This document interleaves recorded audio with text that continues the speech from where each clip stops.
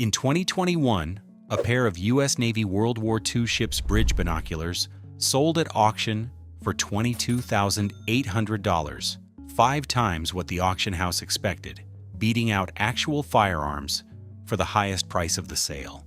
Most people judge an old pair of binoculars on one thing: does the glass still focus? That's backwards. A serious collector isn't buying these to look through, they're buying a documented, exceptionally rare instrument. What matters is the rarity of the variant, the provenance, and whether the original mount survived. Tell us what's sitting in your attic. Here are 10 military binoculars that have genuinely commanded real money, and what made each one exceptional, not just old. C.P. Goerz Treater.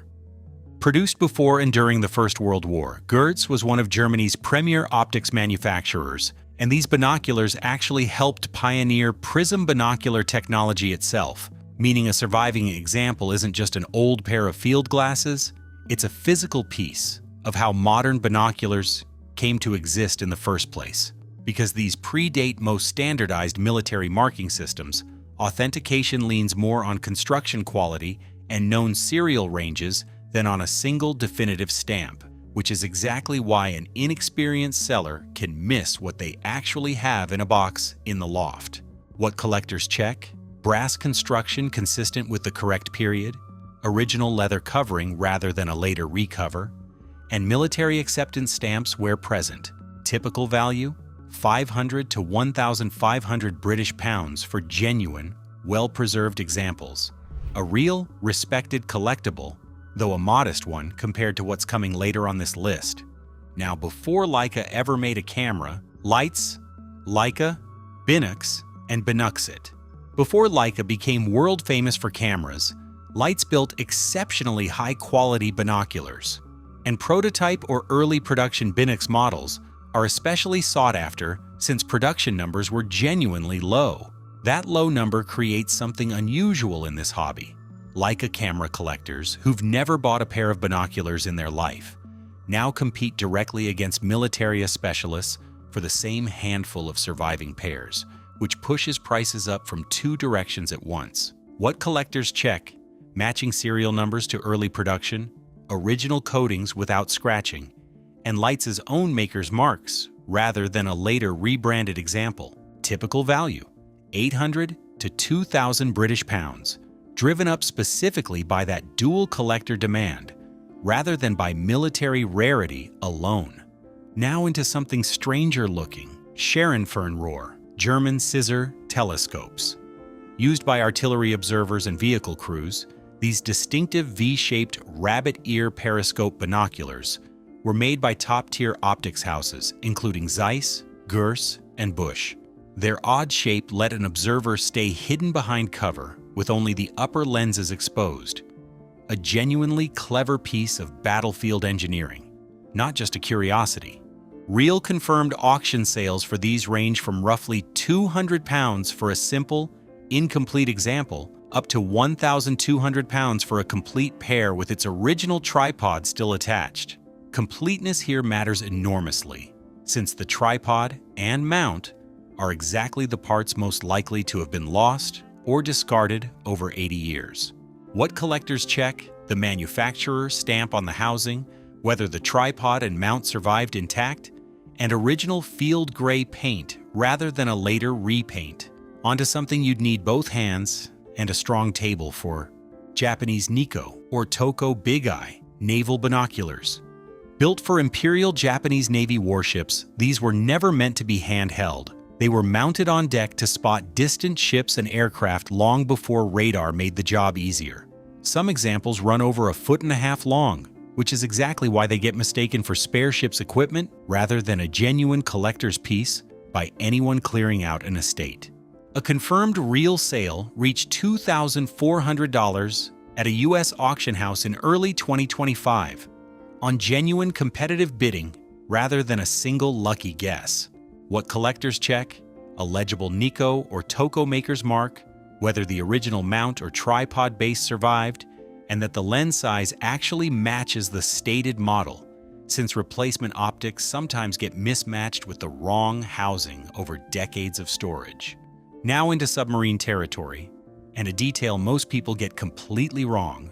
Standard Kriegsmarine 7x50 U-boat binoculars, rarely marked. Here's the twist. An ordinary example of these sells fairly modestly, but one experienced collector put it bluntly on a specialist forum. A Kriegsmarine pair carrying the full eagle and swastika naval emblem sells for significantly more than an optically identical, unmarked equivalent, regardless of which one actually performs better through the lens. That's an uncomfortable but honest truth about this corner of the hobby.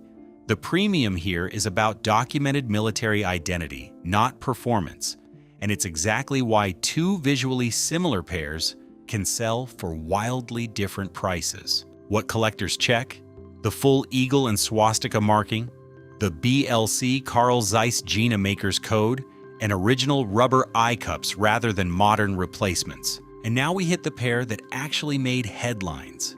Bausch & Lomb U.S. Navy Bridge Binoculars. This is the genuine record holder in this tier, and it's the sale we opened with. A pair sold for $22,800 at a 2021 Cowan's auction, more than 5 times its pre-sale estimate, as the single top lot of an entire Militaria auction that included real firearms. What collectors check? Original paint and finish, with no signs of a repaint, matching U.S. Navy contract markings that correspond to the correct production year, and glass that was never professionally restored, since a giveaway here is coating that looks too uniform and modern for the stated age. Now into something with a genuinely tiny production number. Carl Zeiss Kriegsmarine 8x60 Kommandantenglas. Issued specifically to U-boat commanders rather than general crew, this variant was produced in a single documented batch of only 200 units, ordered in June 1941. A genuinely tiny production run for an instrument built to survive a war fought largely underwater. Genuine scarcity, not just the Kriegsmarine name, is what drives the real value here. What collectors check? The BLC maker's code, and confirmation that the serial number actually falls within that known, documented production batch, since a serial number outside that narrow range means it's a different, far more common model wearing the same general look. And here's the clearest lesson on this entire list. A documented, complete Kriegsmarine Zeiss pair with original tripod adapter. Completeness and provenance can matter more than the specific model itself. A 1937 Kriegsmarine Zeiss pair, complete with its original tripod adapter, was the top lot of a dedicated 324-lot single-owner collection sale, selling for $26,450, not because it was the rarest individual model in that entire sale, but because it was complete, documented, and traceable to one collector's lifetime of careful acquisition. What collectors check? Whether the mount and adapter actually survive together with the binoculars, and documentation tracing the piece back to a specific named collection or estate. Now, a lesson that has nothing to do with rarity at all. Genuinely rare documented estate or single-owner collections. Sometimes the biggest value isn't hiding in one exceptional pair. It's in an entire verified collection sold together. Auction houses specifically promote these as a named event, and a complete, documented collection consistently draws far more serious bidding attention than the exact same items would sold off individually over time. If you ever inherit a large grouping of old optics, the single best thing you can do is keep it together and get the whole lot appraised as a set before anyone splits it up piece by piece. And finally, the one nearly nobody outside serious collecting circles has ever heard of. Carl Zeiss Kriegsmarine 10x80 flak binoculars. This is the genuine holy grail of the entire hobby. Mounted on naval ships, U-boats, and anti-aircraft flak positions to spot enemy aircraft and ships, these are nothing like a normal pair of binoculars. 80mm objective lenses, exceptional low light performance, and built to sit on heavy steel mounting brackets rather than ever be held in one hand for any length of time.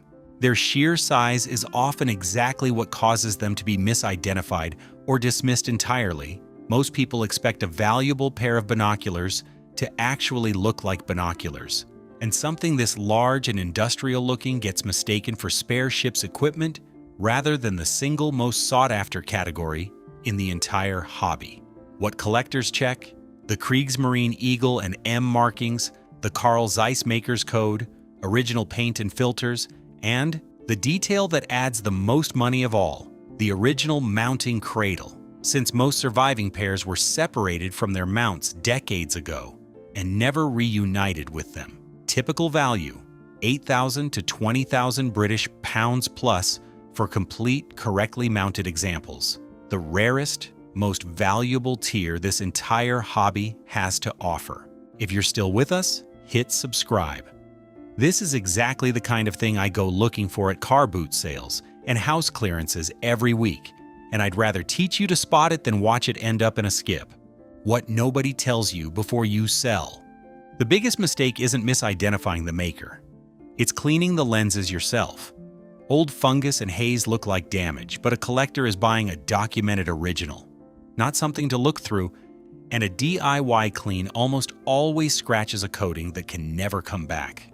Never separate binoculars from their case, strap, or mount before selling. We saw this again and again on this list, where completeness mattered more than rarity itself. Photograph the maker's code, check sold listings rather than asking prices, and get a real appraisal before accepting a quick offer. Then tell us what you found.